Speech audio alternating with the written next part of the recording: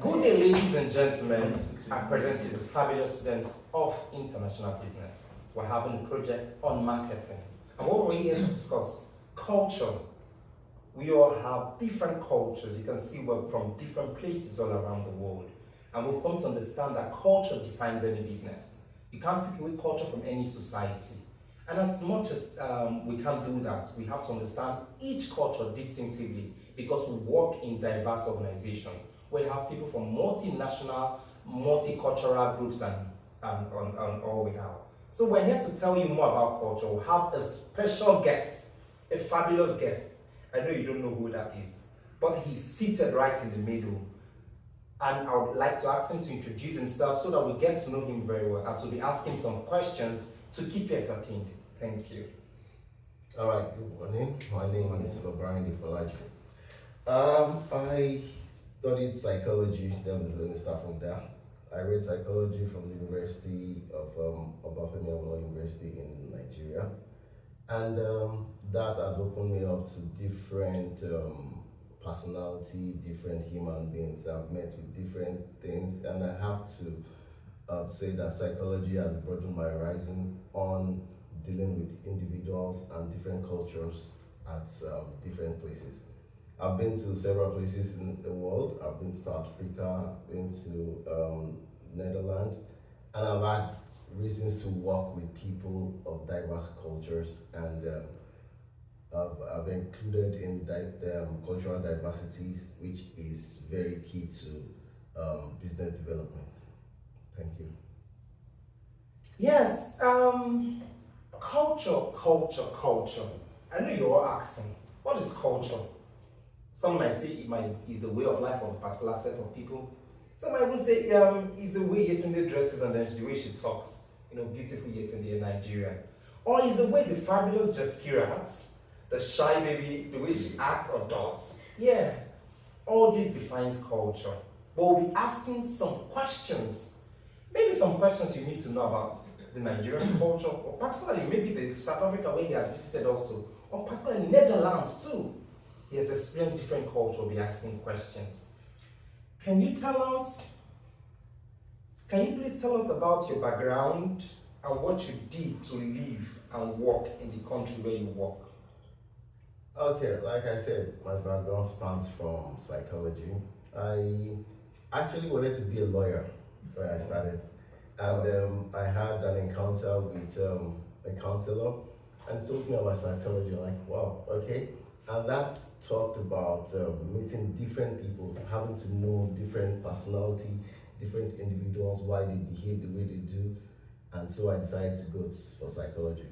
When I finished psychology, I had to do some certification in human resources, which also helped me with human behavior in the workplace. Then in my project, I focused on business organizational development, and that is having to understand different and diverse culture in business development, and also cultural hierarchies in organization. Mm. So working with so I've had to, like, for example, now I work in here in Canada, and there are diverse cultural representation in the organization. Like sometimes you sit in the boardroom and you have a Chinese guy, you have a Russian, you have an Indian, and they're all there, and we still have to work together as a group. And obviously there are some culture shock that you experience from different from different individuals, but those are the beauties of diversity that you enjoy when you work in the organization, and then you'll be able to understand people much more better. So while I was in South Africa, the first shock for me was the fact that they were kind of laid back people. They don't push. Where I came from, we are aggressive in the things that we do. We want to do things quite fast. But in South Africa, they are very not laid back, but they take things easier than they weren't more as aggressive as we were in Nigeria. In Nigeria, you want to do things fast, you want to always win. But in South Africa, well, they don't mind losing, but those were the things that you have to understand. And working with them, you have to understand that you can't push them too far for some things. In Nigeria, I'm being pushed like, you need your deliverables done at all time. But there, you have to take things easy and work at their pace. So that's there. Here also in Canada, working with different cultural ethnicities also, I've understood that there are different ways that in Nigeria we have a communal mindset where we live. But coming here, I've seen that there are some cultural phenomena that they believe in individualistic behavior. So they are individual in their approach to things. They don't, not like they don't work in a team, but they prefer to be given a free hand to function as an individual. So, but I coming from a place where I have a communal mindset, you work together as a team at all time. It makes it difficult, let me give you an experience. I had a boss that back home in Nigeria, if I working with a boss, you have to constantly give him a report of how the progress of your project is going. But here, when I got here and I had a boss that I was giving that frequent update, he wasn't really happy. Like, what? If you finish it by yourself, why are you bugging me? Exactly, like you're bugging him. So he wanted to just get the result done, then at the end of the whole thing, give him feedback and he's okay with it. So those are different cultural diversities that I've seen, and well, it's good, and it helps you to understand the world at large too. Yes, it does. Yeah, it does. So tell us something very unique about your culture.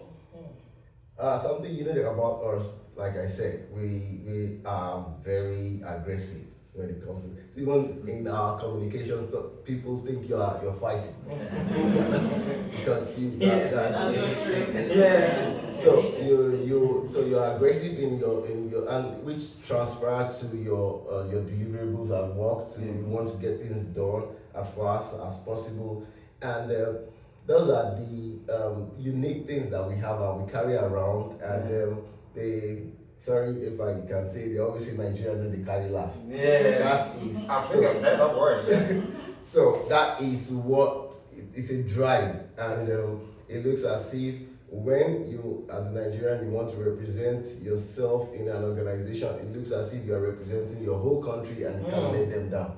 So that's one unique thing that thrives in us, and then makes us work quite efficient in where we find ourselves. Wow. Thank you. Good. So we were talking about cultural shocks, but I would like to know what are the cultural elements that you enjoy sharing with your coworkers? Okay. Well, culture shock. For example, when I first got here, I actually did a postgraduate course in human resources, and the first thing that shocked me about recruitment was the fact that there are some questions that you can't ask your interviewer.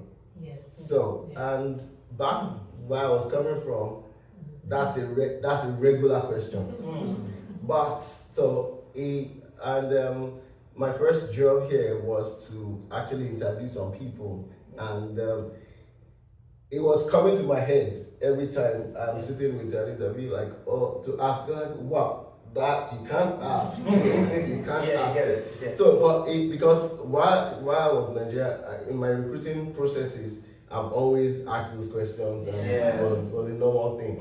So when I got here, I had to consciously put it in my head that you can't ask this question because there are some what do you call it again? There are some limitations to what you can do, what you can ask, and then it's there are groups that are protected. Yes. There are protected groups. Yeah, true. So you can't actually say some things. It's part of it's part of the shock that I've experienced, and I had to deal with and understand that I'm in a different line, in a different environment, and so you have to work with that to help the business grow better. Right. Okay, so tell me just one thing about your culture that others in the world do not know but should. Well, is there some, well, with the internet world now, I don't think there's anything about your culture that a lot of people don't know. Yeah, But true. if, regardless of that, it's still part of the things that we have, that we tribe with, is the fact that in my culture, we believe in a communal living. Okay.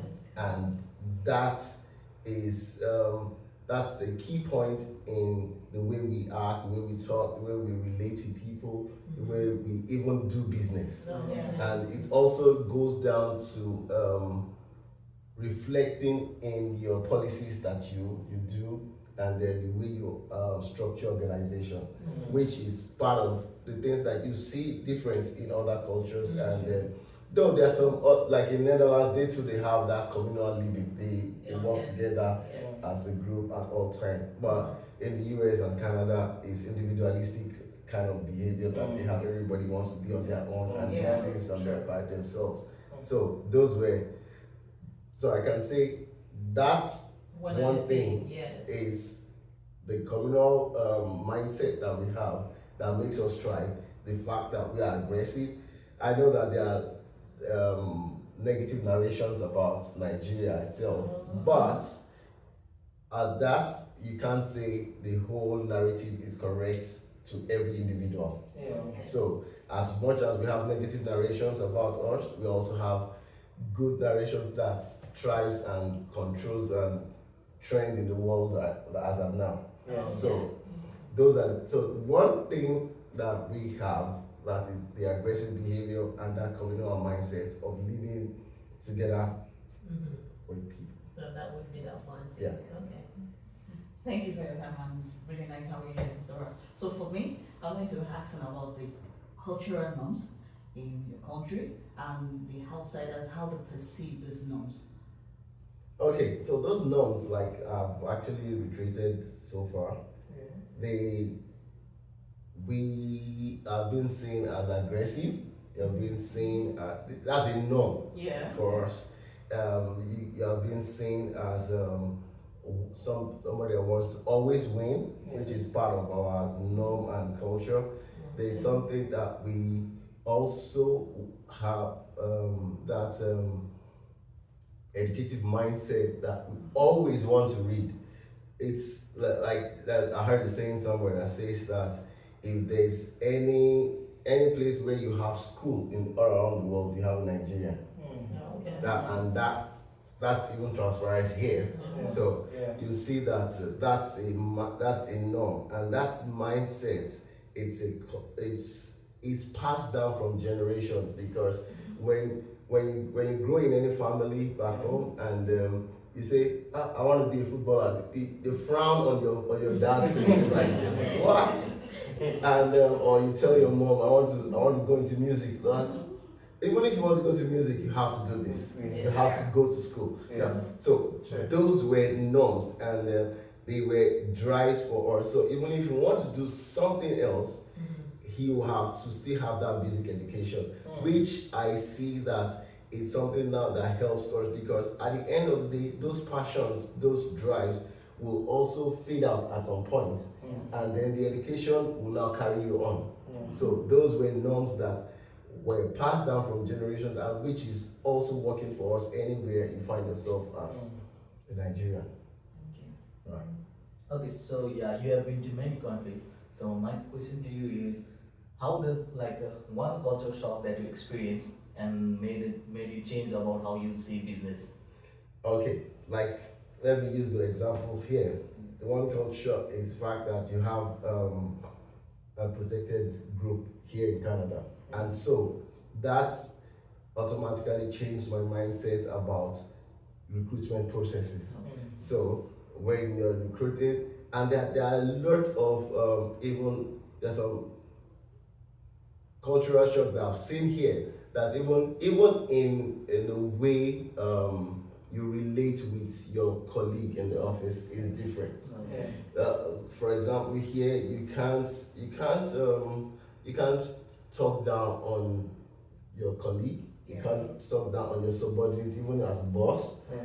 So those were different from what I was experiencing where I was coming from, because if you have bosses that it still happens that you still have bosses that are very mean and do some things that are not right, but the first thing here was the fact that they are protected class, they are protected policies for every individual, and so it helps understand that I am actually free to express myself better than I had before, which is it's a good thing, because I actually thought about it like, wow, that this protected class and policies are good for the mindset.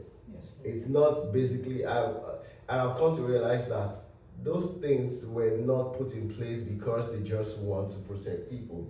They just want it's a way to actually put every individual on the good pedestal where we are all equal. Yes. As in, like the country also talks about cultural diversity, which is it is now it helps every culture to actually establish themselves well, even in a foreign land.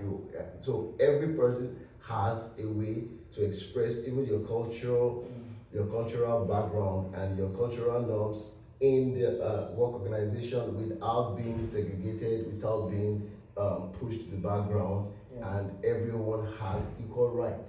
So those were some organization. Well, I will not say culture shock. I will say organizational shocks. Where coming to organization, you see that this is a different ball game. You have to do things in a different way, and it looks a little better, but back home we have different ways of doing things as well. But coming here has actually changed my mindset, and even if I find myself back home now, I think there are some things I will actually do differently, and that will help organizations try better. Yeah, thank you. Yeah, perhaps to round this session up, I would ask you some fun questions. Again. Over there in Nigeria, like over here in Canada, I think the cultural practices here allows that maybe someone in bank can just walk in wearing a normal casual business shirt. In Nigeria, do culture really affect dressing and all those at working place? Does it really affect dressing here? Yeah, I was watching a video yesterday, and it says that if a Nigerian invites you to a party, you have to come 10 over 10. That means you have to look good. It is rude for you to show up and not show up. So when I got here, that's one thing that actually my first job, I went to work looking 10 over 10. and I looked out of place.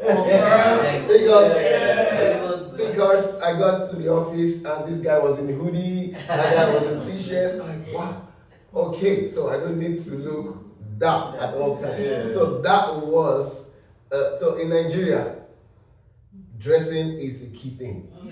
We show up and show up. 10 over 10 at all times. It's not a negotiable thing. If I invite you for an event, you show up and show up well. But here, they don't really give that so much importance to that. All you need to do, look presentable, look good. But notwithstanding, there are still some things that people do that is over the board here. You have seen in my few interview sessions I've had here, I've seen people walk into an interview session with looking like your look, shows that you're not ready for the interview. Even if, with the fact that you don't have to look all dressed up, but there are some etiquette of dressing that you should come with when you're coming to present yourself for the first time with anybody. The way you dress is the way you are dressed. So, and that is key. So in Nigeria, we are 10 over 10 at all times. I remember there was one, I went, even here, I went for a casual meeting, and what they told me, like, why are you dressing like you're going for a party? Yeah. Like, I'm just the way I am. Yeah. So that's a big shock when I got here, Yeah. which also transpires into business here. Yeah. So, but even at that, I've seen that different industries here also have different ways of looking, way you dress. Yeah. So as much as the culture encourages you wearing hoodies to office and everything, there are still some places that you show up. If the prime minister won't show up for an interview looking. Yeah. So, True. so there's a balance to it. And Yeah. there are some Yeah. industries that will allow you to do even those are the things that even say in interviews where from the job posting you'll Yes. see that you'll see there that casual dressing. Yeah. So it's already stated when you know what you're Yeah. expecting Yeah. and so those were the difference in back home you look that 10 over 10 at all time. Yeah. But here, you are free to express yourself in casuals and aggression. Right, we're rounding up this beautiful session of podcast from the international business students presenting our assignments on culture on international marketing. But do you have one advice you give to companies about culture and how to embrace diverse culture in organizational setting? Well, there's not much to say about cultural diversity in here because here already you have different people. You have different cultures. You enter into a bus and you have different languages blaring at your ears at all times. Yeah. And so it shows that as much as we are here, the organizations just have to embrace cultural diversity and for them to thrive well.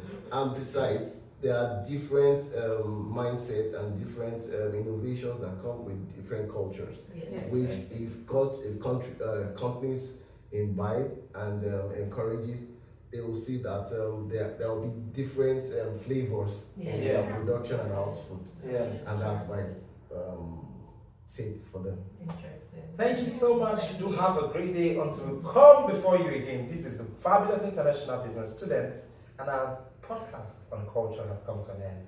Have a great day. Thank you.